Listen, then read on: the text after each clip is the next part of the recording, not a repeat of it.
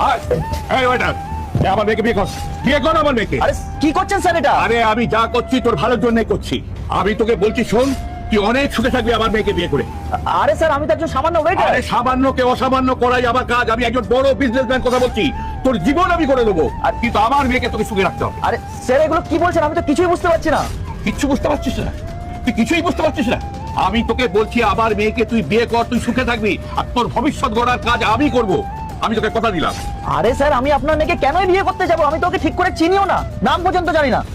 এটা ঠিক, আমি ওকে একবার দেখেছিলাম। ঠিক আছে, তুই একবার দেখেছিস তো? যাতে সারা জীবন ওকে দেখিস সেই ব্যবস্থা আমি করে দেবো তোকে। আরে স্যার বোঝার চেষ্টা করুন, আপনার মেয়েকে আমি কি করে বিয়ে করতে পারি? আমি একজন সামান্য ওয়েটার স্যার, 12,000 টাকা স্যালারি আমার। আপনি এত বড় বিজনেসম্যান, ও এত বড় লোক ঘরের মেয়ে। না স্যার, আমি ওকে রাখতে পারবো না এইভাবে। তোর স্যালারিতে আমার কোনো দরকার নেই, তুই কি পাস আমার সেটা দরকার নেই। আমি শুধু তোকে চাই আমার মেয়ের জীবনের ক্ষেত্রে, আর কিছু না।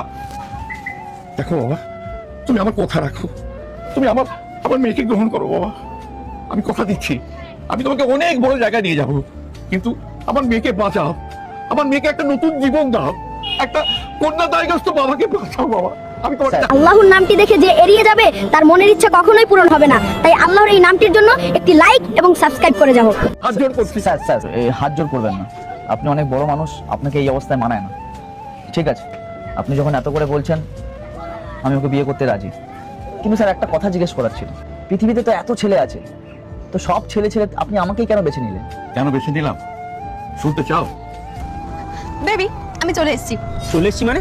কটা বাজে? আমি তোমার জন্য কখন দিয়ে ওয়েট করছি। হ্যাঁ, তুমি আমাদের হাত কেন তুলছো?